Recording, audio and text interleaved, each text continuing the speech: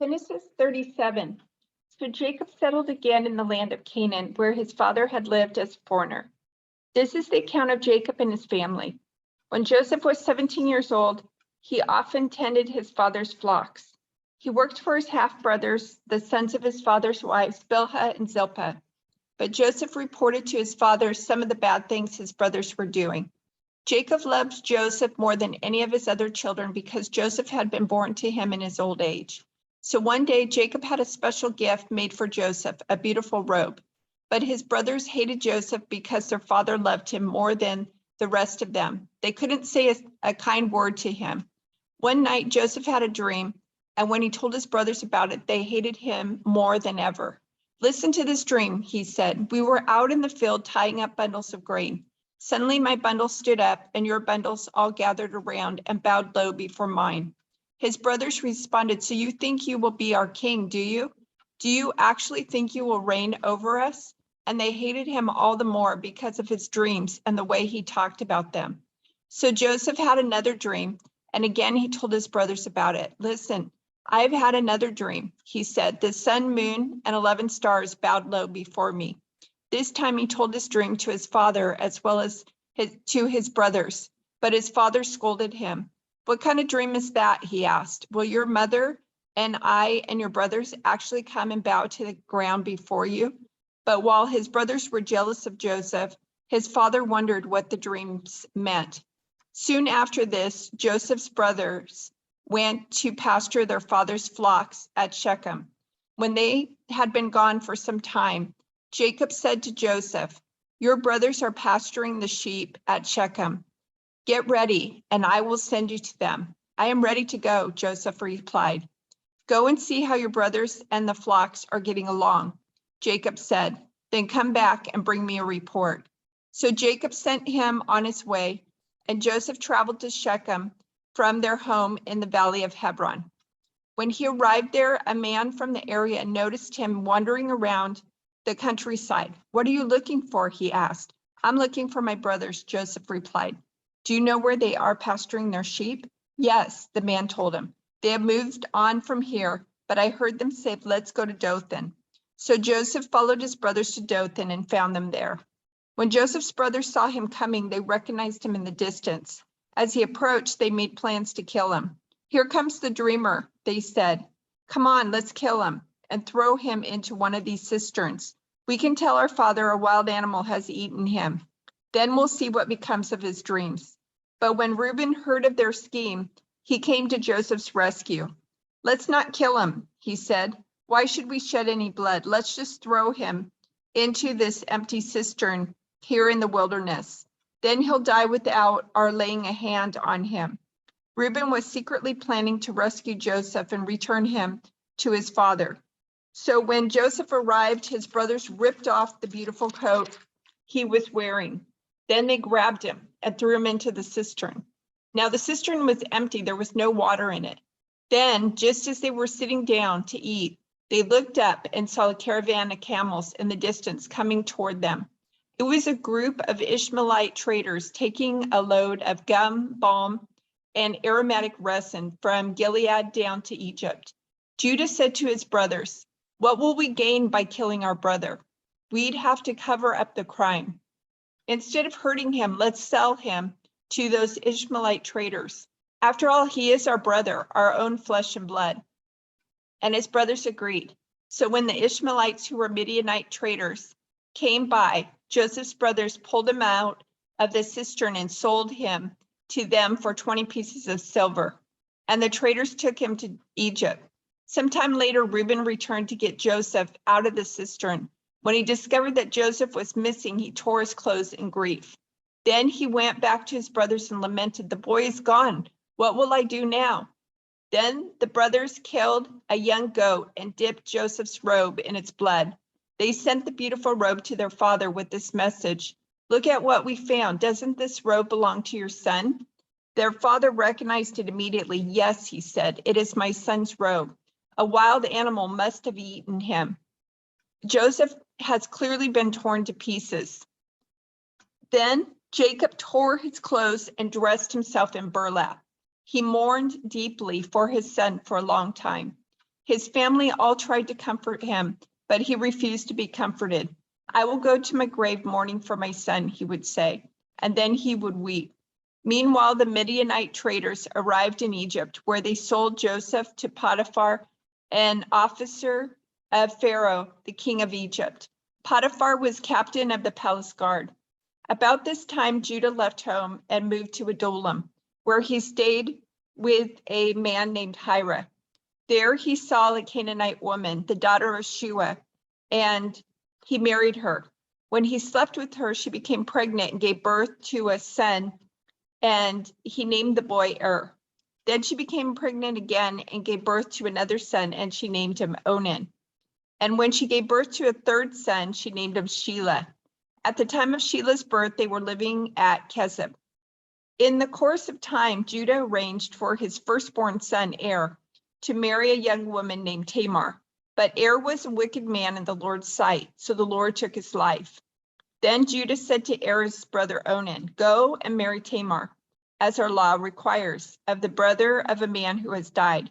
You must produce an heir for your brother." But Onan was not willing to have a child who would not be his own heir. So whenever he had intercourse with his brother's wife, he spilled the semen on the ground.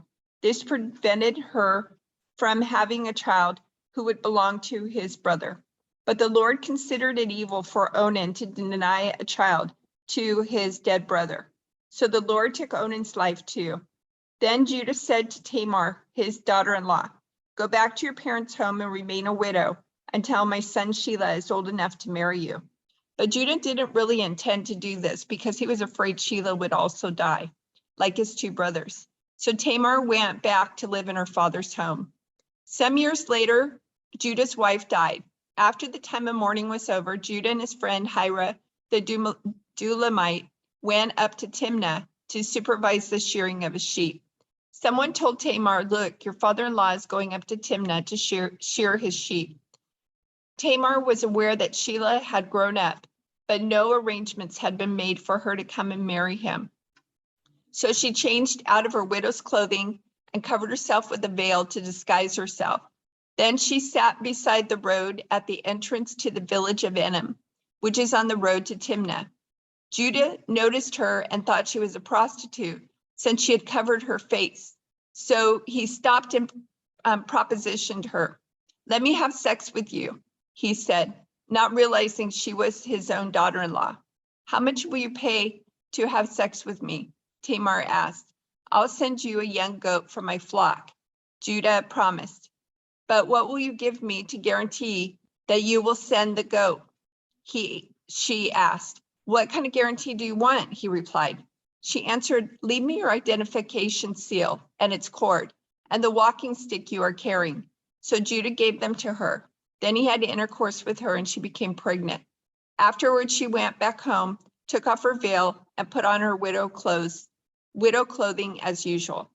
Later, Judah asked his friend Hira the Dulamite to take the young goat to the woman and to pick up the things he had given her as his guarantee. But Hira couldn't find her. So he asked the men who lived there, "Where can I find the shrine prostitute who was sitting beside the road at the entrance to Enim?" "We've never had a shrine prostitute here," they replied. So Hira returned to Judah and told him, "I couldn't find her anywhere. And the men of the village claim they've never had a shrine prostitute there." "Then let her keep the things I gave her," Judah said. "I sent the young goat as we agreed, but you couldn't find her. We'd be the laughingstock of the village if we went back again to look for her." About 3 months later, Judah was told, "Tamar, your daughter-in-law, has acted like a prostitute, and now, because of this, she's pregnant. Bring her out and let her be burned," Judah demanded. But as they were taking her out to kill her, she sent a message to her father-in-law. "The man who owns these things made me pregnant. Look closely. Whose seal and cord and walking stick are these?" Judah recognized them immediately and said, "She is more righteous than I am, because I didn't arrange for her to marry my son Shelah." And Judah never slept with Tamar again. When the time came for Tamar to give birth, it was discovered that she was carrying twins. While she was in labor, one of the babies reached out his hand. The midwife grabbed it and tied a scarlet string around the child's wrist, announcing, This one came out first, but then he pulled back his hand, and out came his brother. What? The midwife exclaimed. How did you break out first? So he was named Paris. Then the baby with the scarlet string on his wrist was born, and he was named Zerah. Judah had 3 sons from Bathsheba, the Canaanite woman. Their names were Onan, and Shelah.